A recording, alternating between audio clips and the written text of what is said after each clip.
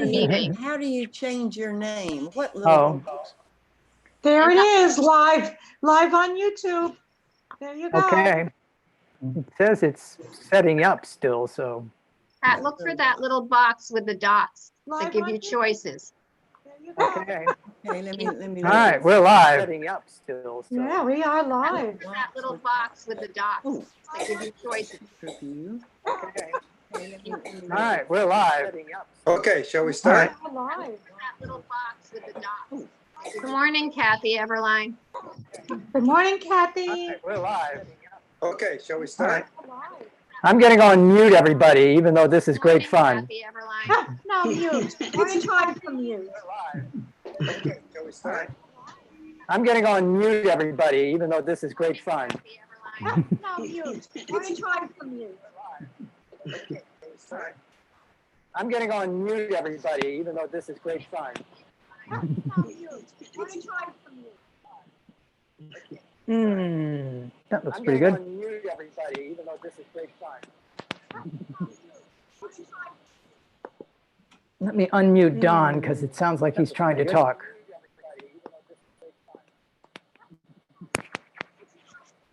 Good morning. Let me unmute Don, because it sounds like he's trying to talk. I keep getting feedback too. Good morning. Let me unmute Don, because it sounds like he's trying to talk. There's an echo to the. Now, the feedback was because I was running YouTube in the background, so. Okay, we'll try again. All right. That happened in something else I was watching, and the Morning. wife came in, put a I am Don big quilt Pritchell, in. member of the UU of Catskills Worship Committee. Our minister is the Reverend Dr. Leonisa Adrazone. Welcome, friends, guests, members to our online service. Whoever you are, whomever you love, wherever you are on your life's journey, you are welcome here. At UU Catskills, we affirm Black Lives Matter. We are a welcoming congregation for members of the LGBTQ community. We are a congregational affiliate of the Ulster Immigrant Defense Network. And we are active voices in the effort to address climate change. Unitarian Universalism is a liberal religious faith that carries no creed and welcomes all seekers. Thank you for joining us this morning. We would encourage you to stay muted. If you are new, welcome. We encourage you to visit our website, uucatskills.org. If you would like to be added to our mailing list, you may add your email to the chat box or online at uucatskills.org. We have one announcement that the breakout rooms will be after the service. Welcome to UU Catskills. We're happy you're here. Let us worship together. Put aside your concerns and enter into this sacred space and time. We will now have a prelude by Bill Toole called American Idol.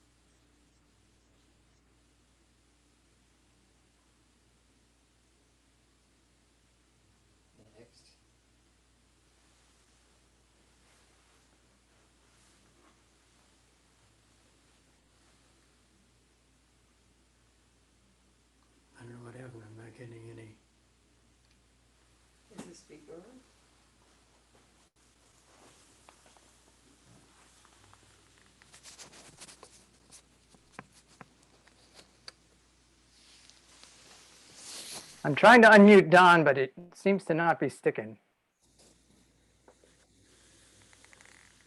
What did he say?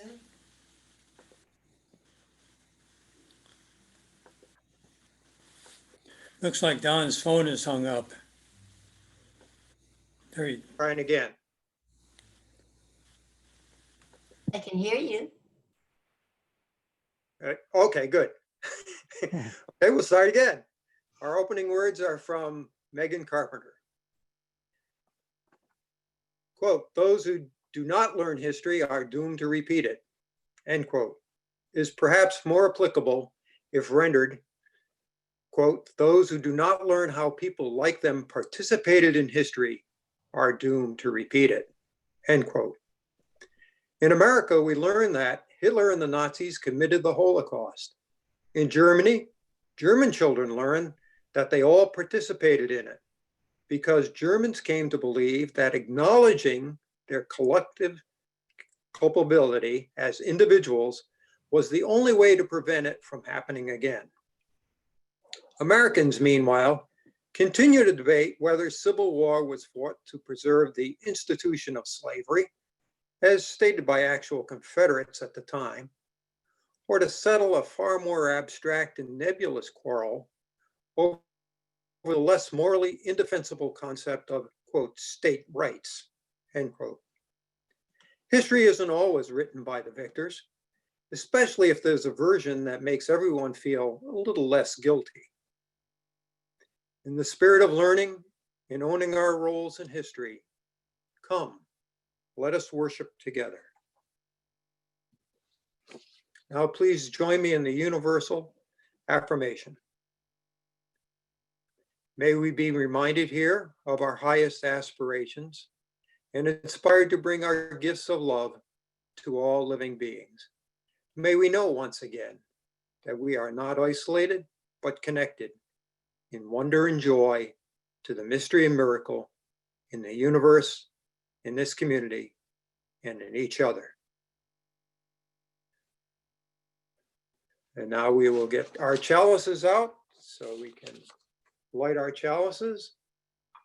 And then we'll have the chalice lighting words. So get your chalice.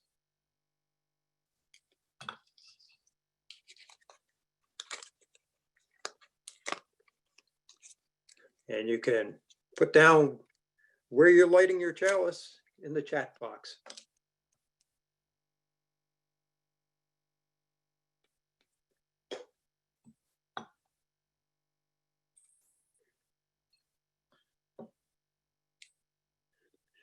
Now let's read the chalice lighting words. We light this chalice in grateful, loving community. Even in the darkest of times, may its flame light paths to courage, justice, and hope.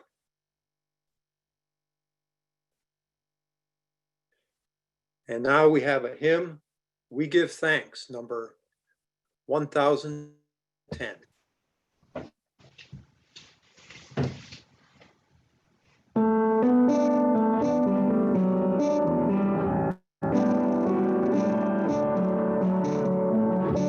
Oh, we give thanks to this precious day for all gathered here and those far away, for this time we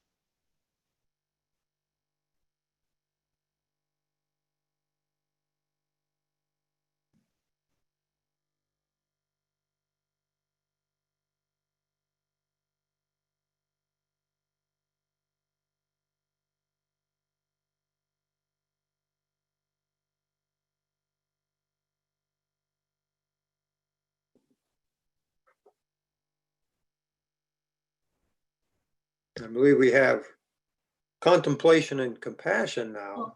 First, we have Not for Children Only with Vicky.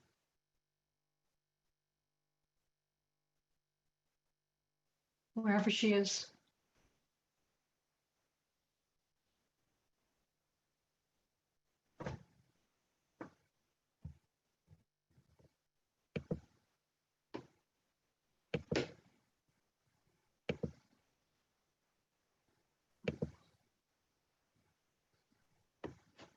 Do you need that?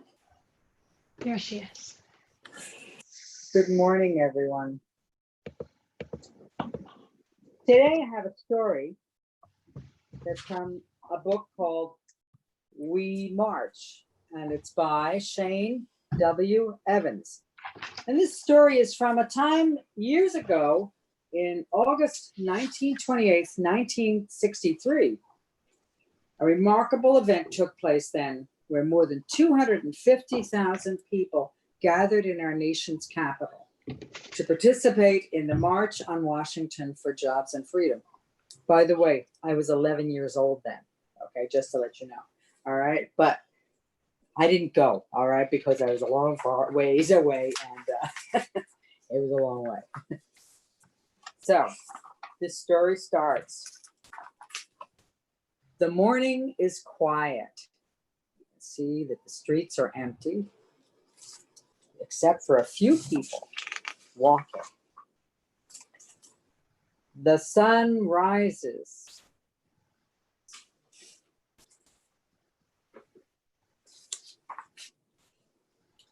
And we prepare.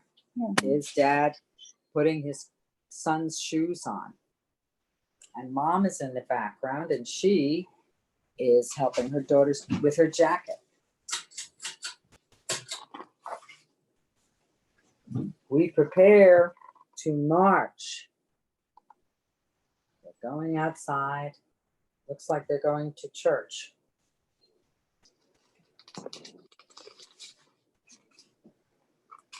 We pray for strength.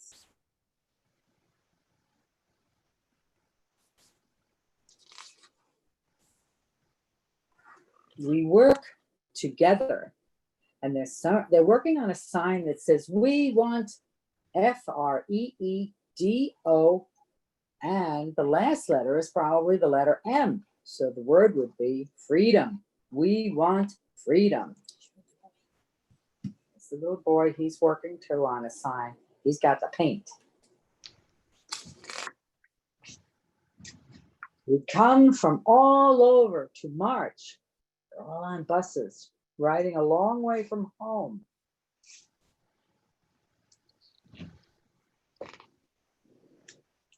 We follow our leaders. This man is the man many people know as Martin Luther King. There's a holiday where you get off from school because of his birthday. Okay, so that's him. But there are other leaders there. One of those signs, by the way, says, we are marching for freedom now.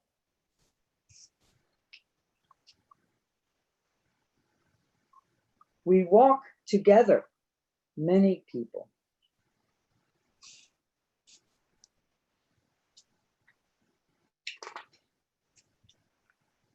We sing. That's one way that people get organized, is to sing. Sing songs that are strong, songs that are about freedom.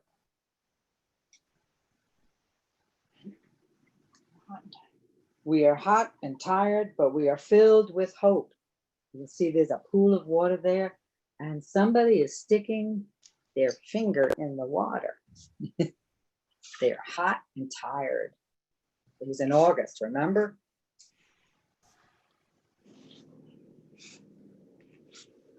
We lean on each other. People support each other, and they're helpful.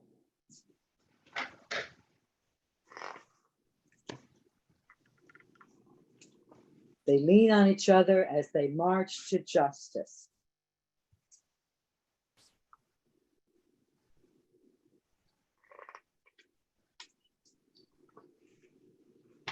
And they march to freedom.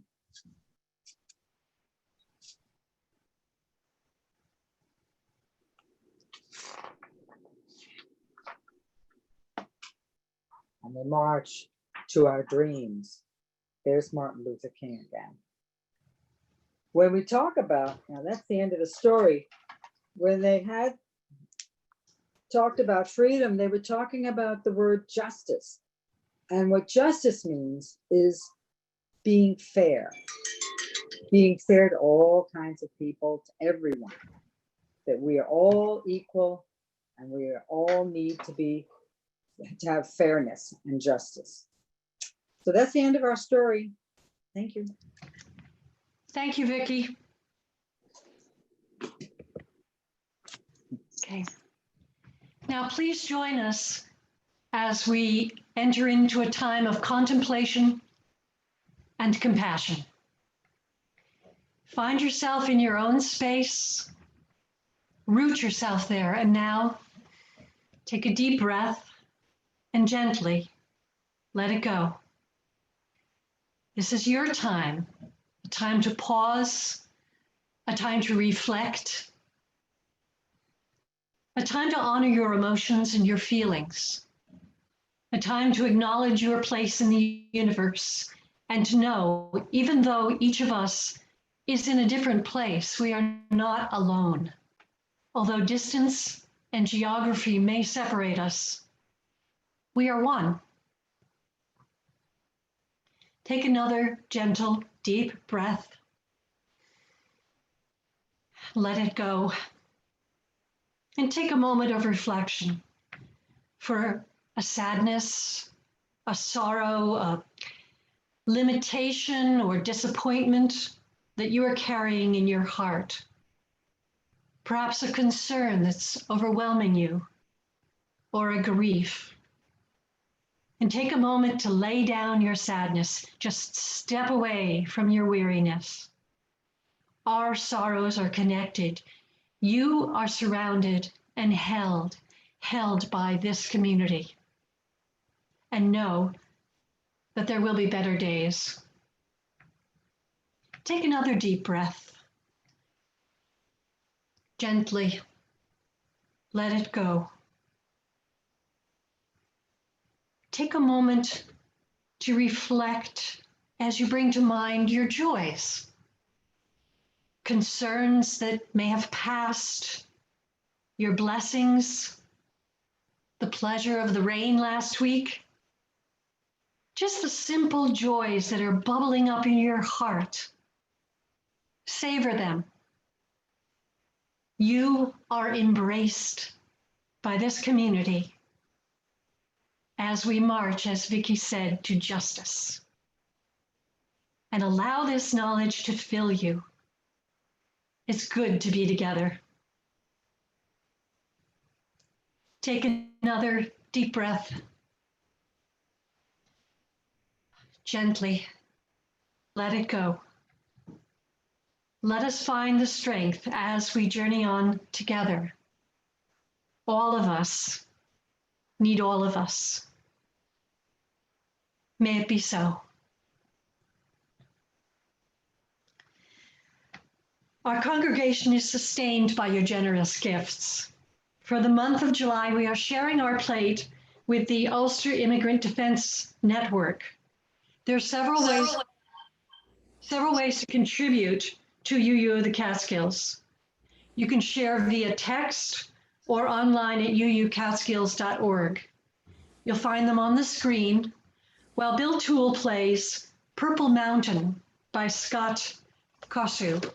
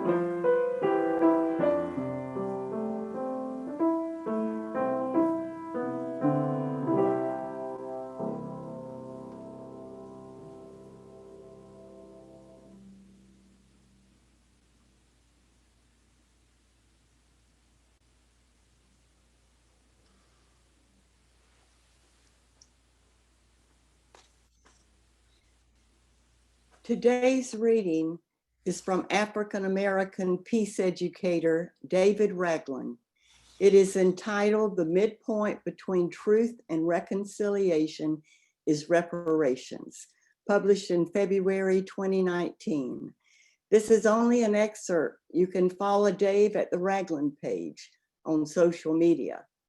In Dave's words, over the past 2 years, the article that has come up most frequently in my Facebook feed describes how a report submitted to the UN Council on Human Rights has argued that the United States should begin reparatory justice processes concerning the current and historical treatment of Black Americans, processes that would include financial compensation. The September 26, 2016 Washington Post headline introducing this article reads, "U.S. owes Black people reparations for a history of racial terrorism." This conceptualization, mostly fully and challengingly, takes on the meaning and scope of reparations. What the UN Working Group got right was their equal attention to the legacy of slavery and to the world we live in now. This report speaks to the racial apartheid in the United States that privileges white citizens, directly resulting in violence against Black and non-white people. The legacy of slavery constantly impacts Black people in the United States who are descendants of the transatlantic slave trade.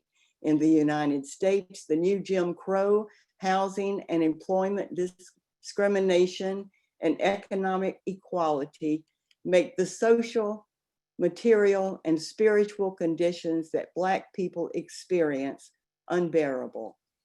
I speak directly to the case of Black people because I am Black, and my life experience is a testimony to these issues. Yet in these experiences are moments of possibility that speak to the spiritual strivings of all people in the United States interested in justice. In this society, the passive acknowledgement of the correlation between white privilege and injustice against Black people has made white liberals into moral monsters. But nobody wants to be a monster, and it is unnecessary to continue in that way. Many are thinking hard about how to heal this injury.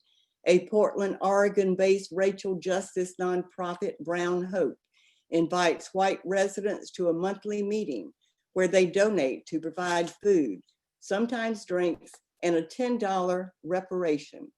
With 30 to 50 people showing up at each event, they hand out more than $300 in cash each month.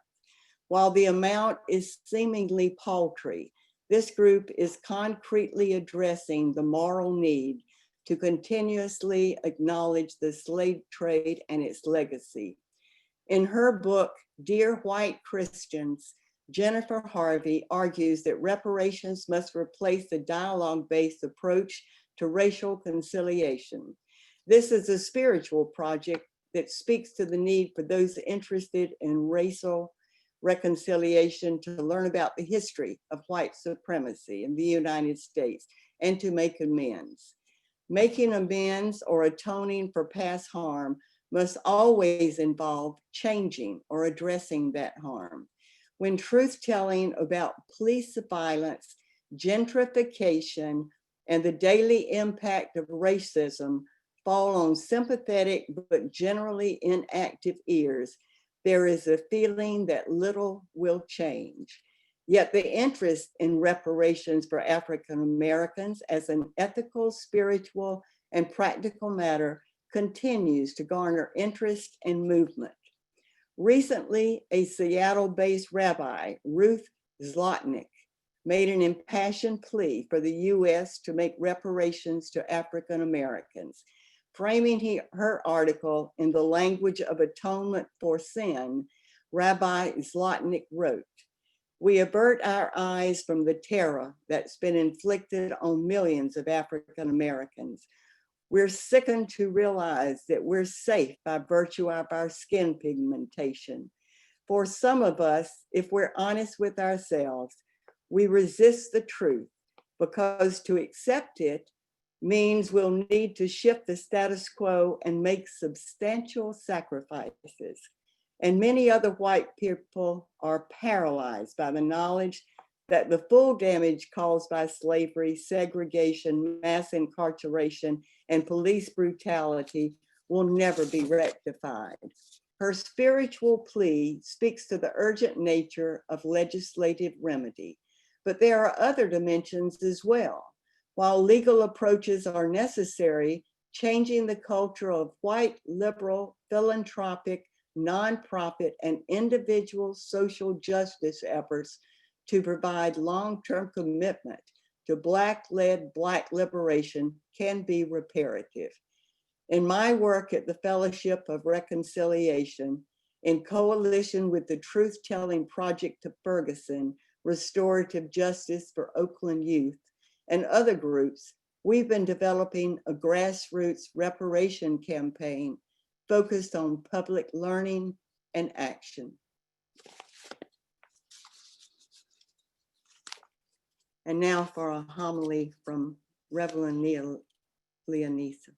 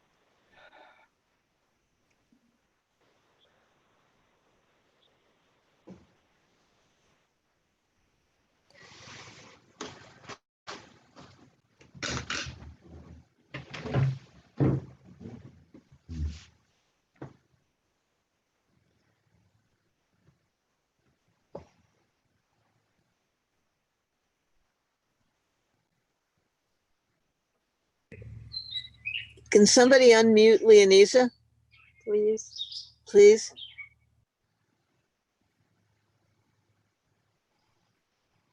And start over with Leonisa, please. Sure. Today's homily is adapted from a sermon I gave in February 2019 at the UU Fellowship of.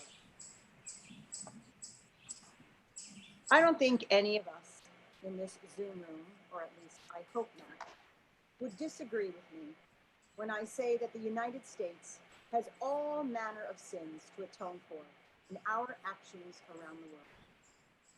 But possibly the most horrific sin is our nation's treatment of Africans, African Americans, and other people placed in the Black category. The history of this nation is a history of domination, annihilation, oppression, violence, torture, exploitation, and ransom. Let's skip the treatment of indigenous people for now, that's another sermon, and look closely at the slave industry and the free labor that founded this nation. Fortunes, many of which continue to be passed on generation after generation, were built on the backs of enslaved people. They were deemed 3/5 human, so as not to grant them any right. Families were forcibly broken up, children taken away from mothers so they too could share the stage. Black people were raped and punched, lynched and dehumanized, and research now shows us that this level of trauma changes when it's the trauma is passed on generation to generation, not just in the psyche or in the structural violence manifested in the United States institutions, but also in the village itself.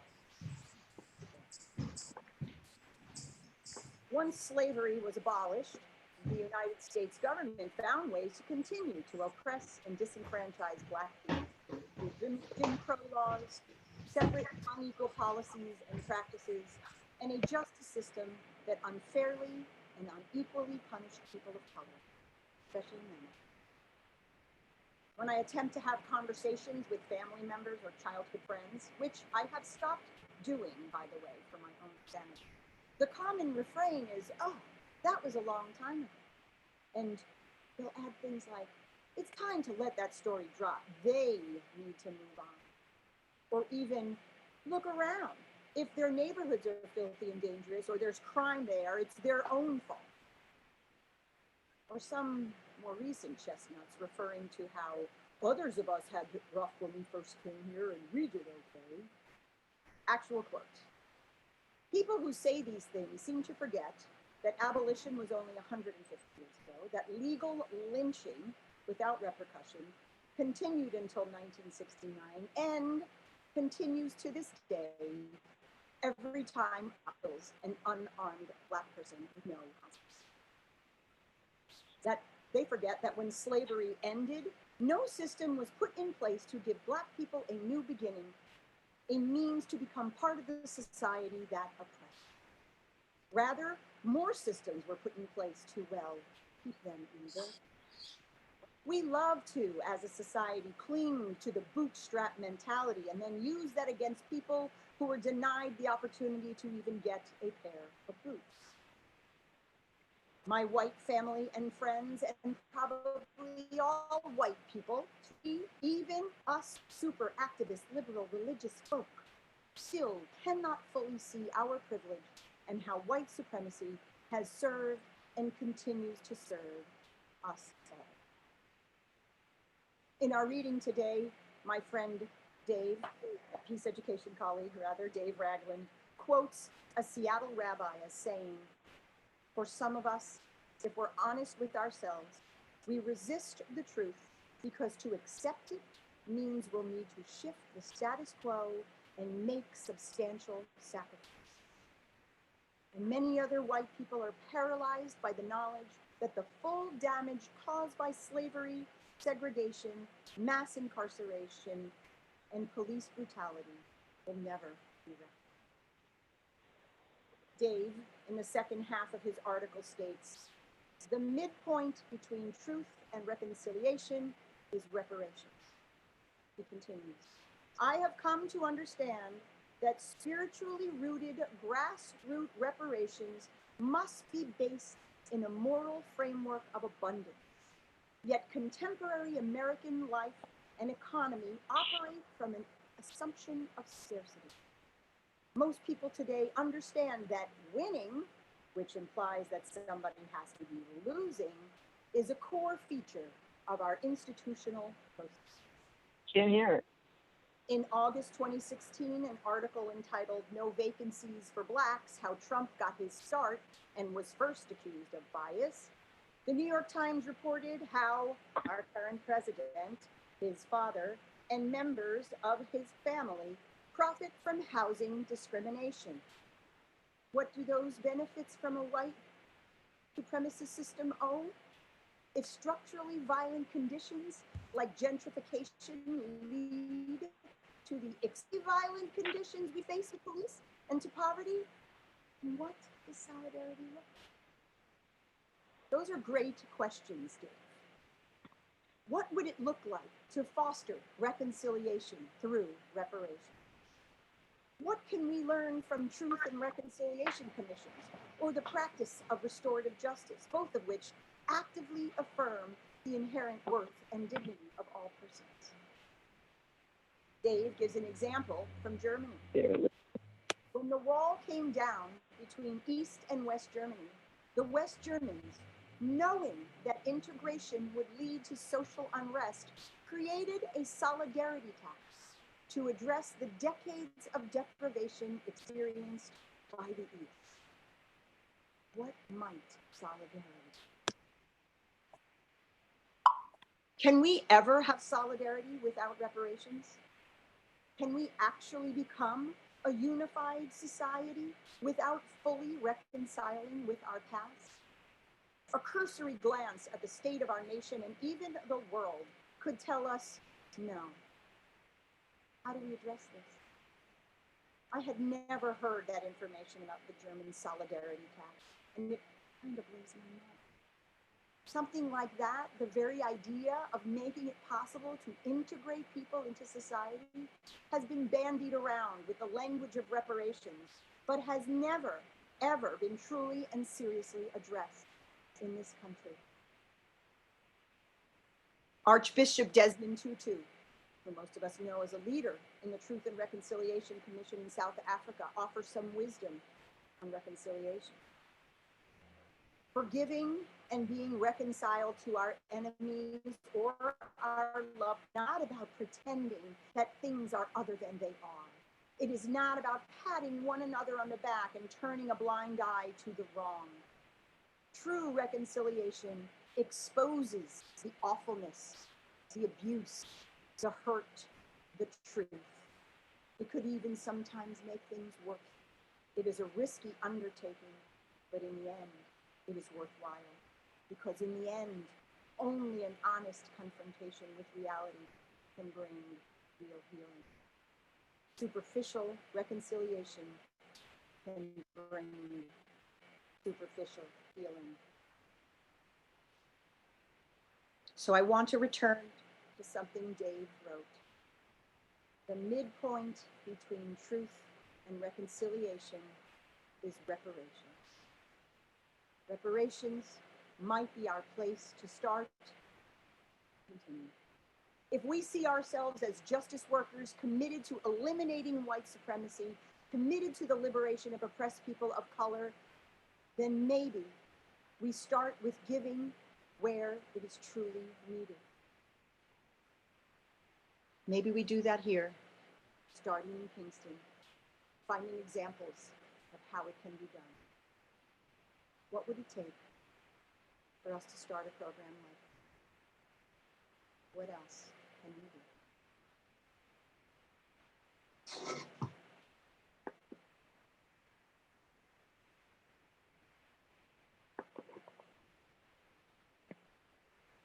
As we extinguish our chalices in a few minutes, and recite the words, the light of truth, which are contained therein, let us all appreciate that we are living in a time where light is indeed being shed on truth in ways unimaginable a short time ago. That light is being shed on truths that even we, the seekers of truth, have failed to recognize as such. And as we go about our days, may we continue to be those seekers together, even when the truths we learn are unflattering or painful for us. Let us extinguish our chalices as we say together, we extinguish this chalice, but not the light of truth, the warmth of community, or the fire of commitment. These we carry in our hearts until we are together again. From you I receive, to you I give, together we share, and from this we live. From you I receive, to you I give, together we share, and from this we live.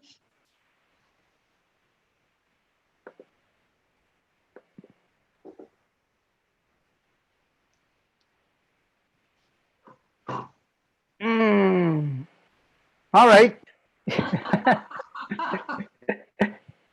I can wake everybody up, and I can also wake up the breakout rooms if you would like to be broken out. Yes, let's break up.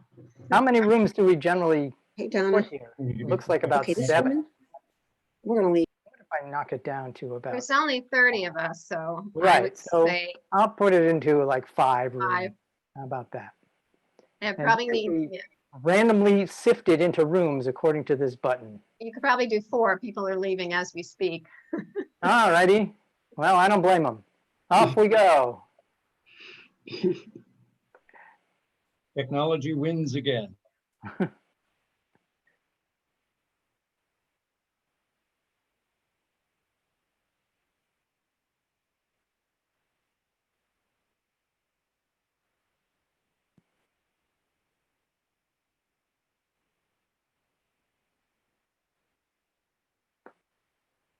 Well, we got into some kind of room here.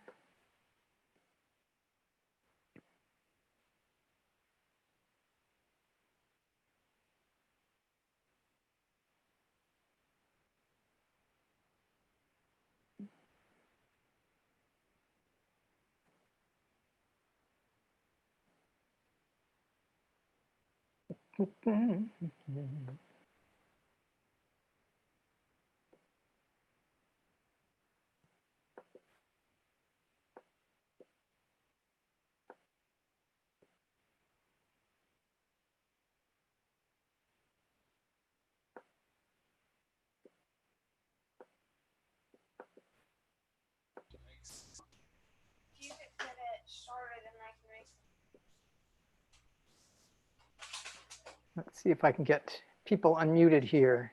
Get the oil and all that ready. But before you do that, Sad, can you come?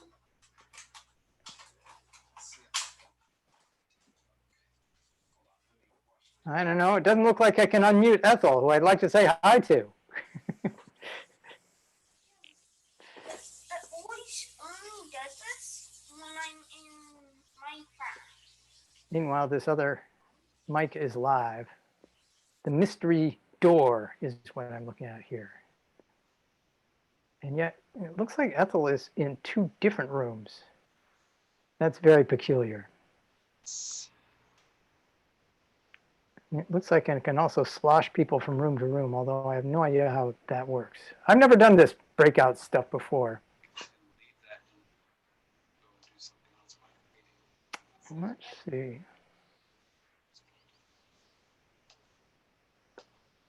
Hello. Why do these rooms look like they're not what they are? No, just that later today I want to get the latest version.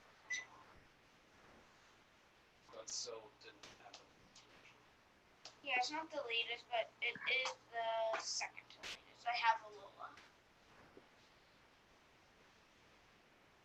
Do another 3 eggs? Wait, it's ready? No. Yeah, I'll do 3 eggs. Can you see something? Remember, just do not use them all, because I want to make them every single day. Then like one day, and then. Oh, and then wait around. Because they, like, sometimes I just want to have a relaxed day, so Sure, I don't want like just to have to make eggs. I see. Yes, well, there are other things I can dip, Fred, besides. Well, yeah, I was here suggesting. So Yeah. I will. It's just I saw that once I first gave him eggs, he ate it all. Yeah. So I want to continue. He loves them for sure. But I don't want to like have to do it every single day all the time. Right. Just because he likes it one day doesn't mean. Just make sure you have leftovers for another day. Yes. Well, let's have to talk to her mom about that. She was the one who gave it.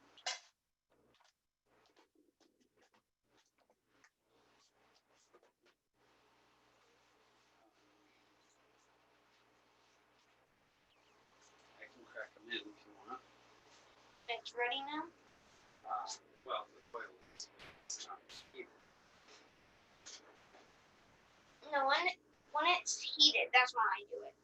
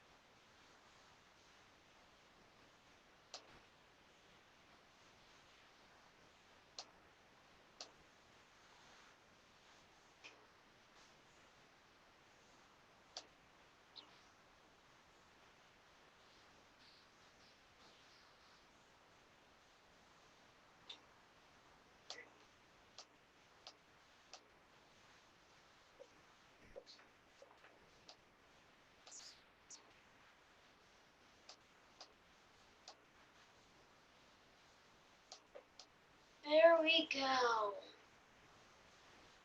I have so many megas I just saw. Dad, guess how many mega Pokemon I have? I have 2 Charizards, one for Y and one for X. 2 Greninjas because my sister actually named one of my Greninjas. Guess what she named my shiny one? Guess what she named? Oreo. Want to see Oreo?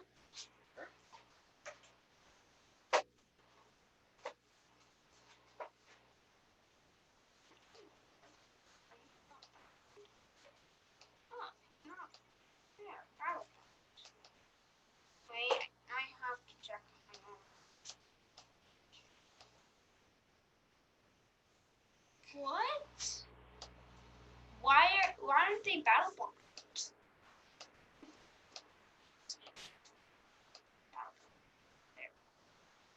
Okay, now they're Battle Bond Greninjas. And now that here is Oreo the Greninja. It's a shiny Greninja. And this is Mega Bond.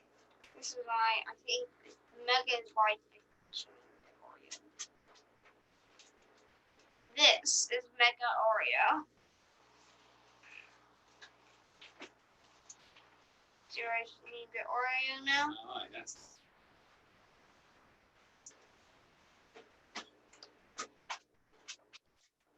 So a shiny Ash Greninja is very rare.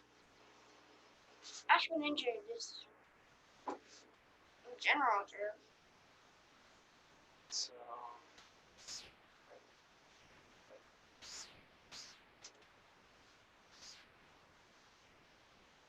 I think that I can have a team of Mega Evolutions. I just saw that. I'll do the Oreo. Make you something to eat. Not right now. Let me just think about it. Actually, do you like it?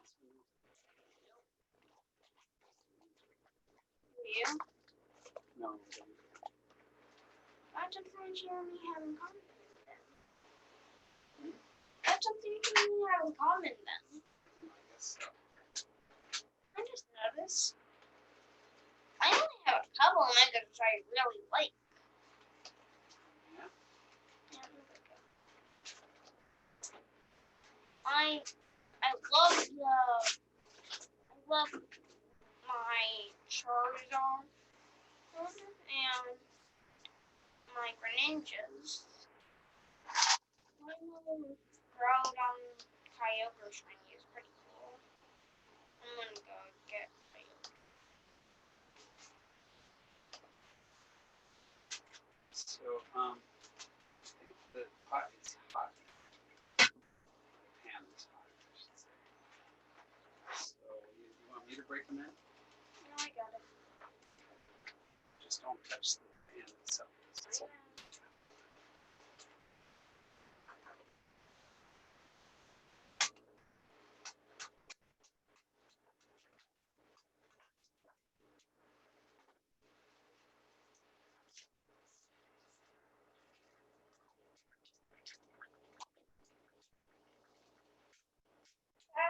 Yeah.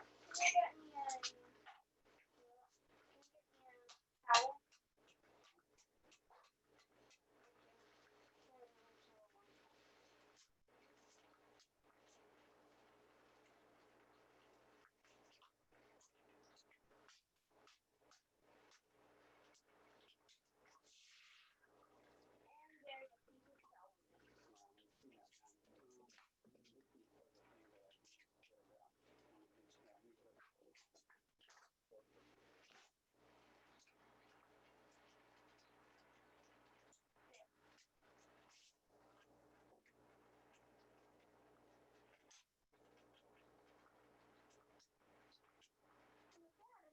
What do you think your team would be?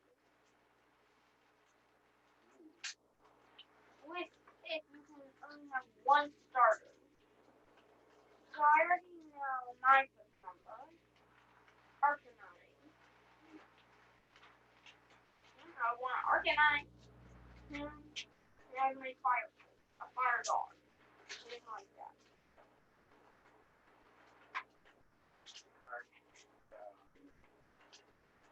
And we cannot have each other's Pokemon. Meaning that you cannot have Pikachu or I cannot have Squirtle because you always choose Squirtle. Oh, you should be able to choose Pikachu. No, I don't want it. I mean, I love Squirtle as a Pokemon. He's very good. But that's always your starter. Well, I don't want to make it so you can't. So I can choose something different this time. No. I can choose. Is that bad? Bad? How about this? Will you evolve your Squirtle? Yes. Okay. You're going to change your Squirtle. Or if you don't, then Squirtle's going to find you. Oh. In the game. Then make you capture him. We have Squirtle. Let's say from. Oh, how about we say this? That we'll go from another that we are traveling and we get to choose another starter. So my original starter is Pikachu and I'm going to get Growlithe. And your original starter is Squirtle, who you're going to get next. As a start as a new Pokemon. Magic card? My magic card. Yeah, but that evolves into Gyarados, which is a water type. You already have. I like fish. If you want a fish, then get Lantern. It's electric water. Oh, okay. Sure. And it's a little dirty. Okay. That's good. And the audition is cute. Especially you can count Patrick, Alice, and I know you always pick. Now you just have to get a fire and grass. No, now you can just eat a fire type to really get a balance on your team. So I think what am I thinking about? What should I about one Pokemon? Starly. I'm gonna get Starly.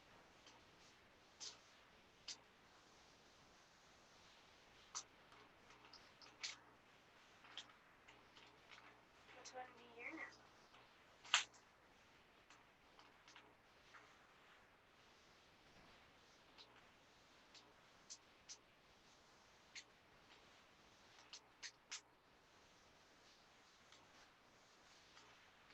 Oh.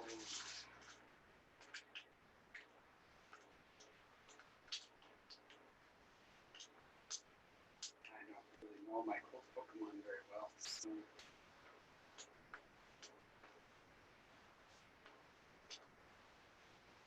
Flareon. One of the evolutions from Eevee. Sure. Now I'm gonna go with Lapras. Transformer. A water ice type. Oh.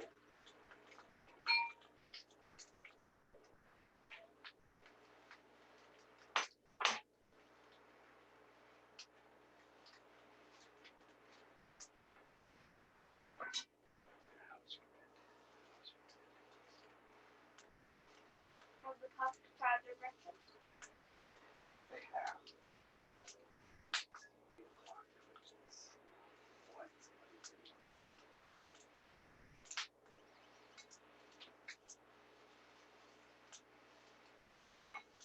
Are you having fun? Are you having fun at that time? Sort of, yeah. And then time flies fast. I feel like our playtimes are only 30 minutes. Goes fast. Yeah. Now, Fred, we'll wait for your face to cool.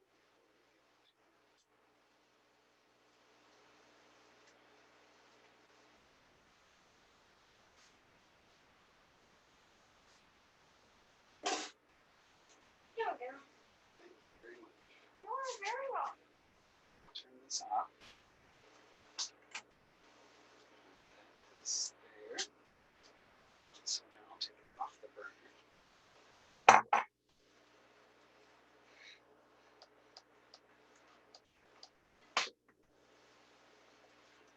Stay there. And Dad,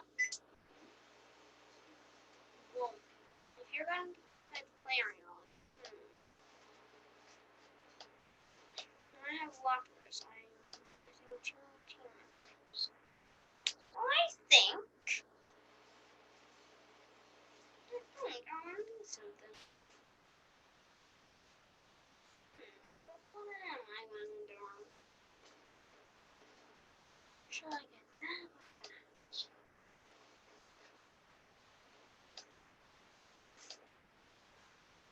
If I do choose your nest, we'll have one last slot.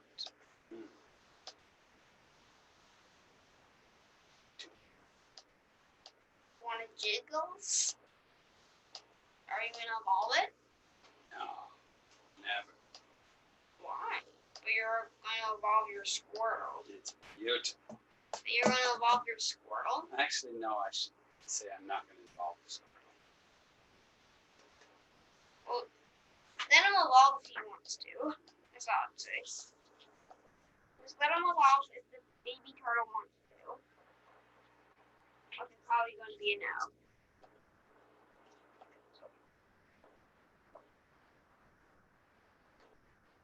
So have you decided what you want to eat? No. I guess.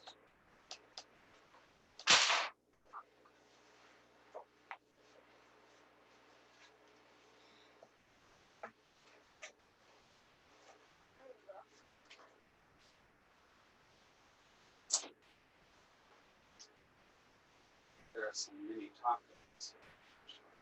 Yeah, could I have that? Here they are. How many do you usually have? Yeah.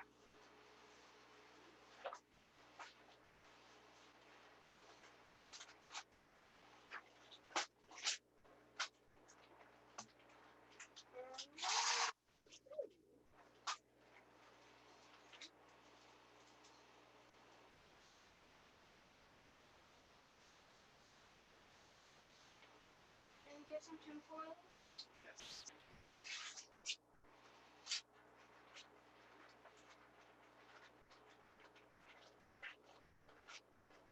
Can you put some on? Whenever I don't mess with one of these two, it just reverts back to normal.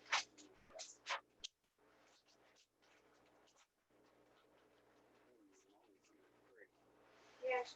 Is that going to be enough?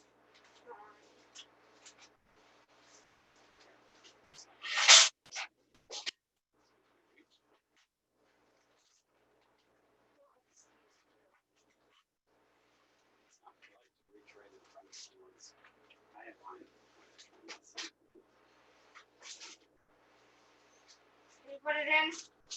Oh, Yeah, remember I just have to call.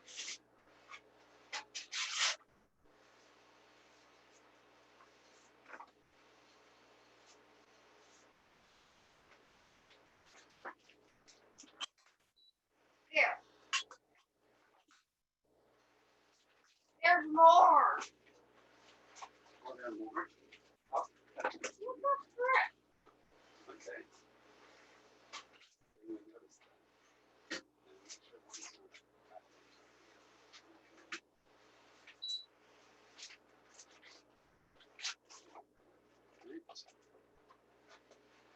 So those eggs are cooling down a little. With that, I learned a new trick. Yeah. Yeah, so if you let it go and then stop it, then it will remember the time. Oh. So I'll just do that.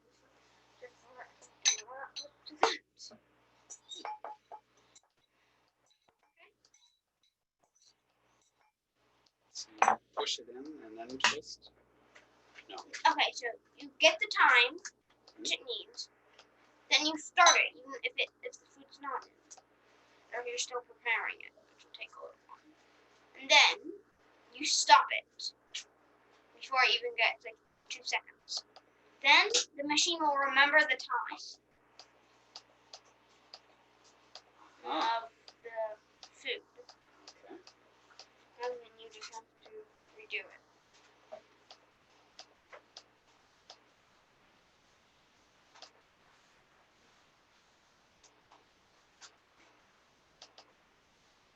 With that, do you want to see my base? Sure.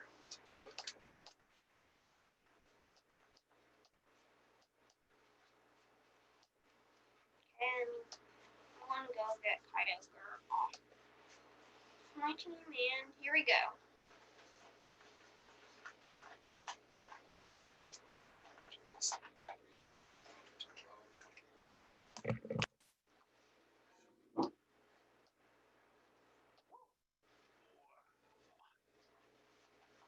Yeah, this is it. Yeah, this is my outside. This guy is a move editor.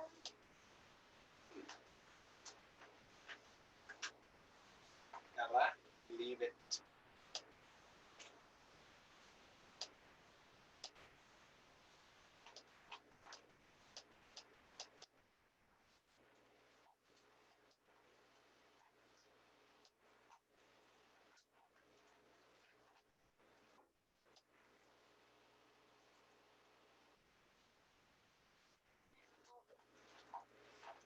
And this is my area.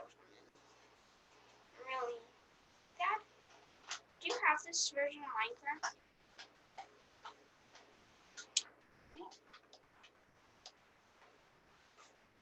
Could you see?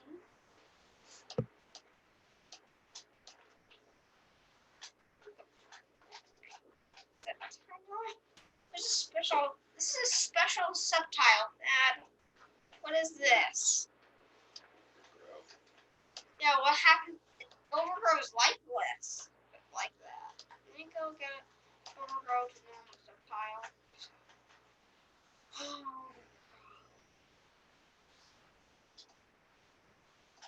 Are you on a Zoom call? Let's.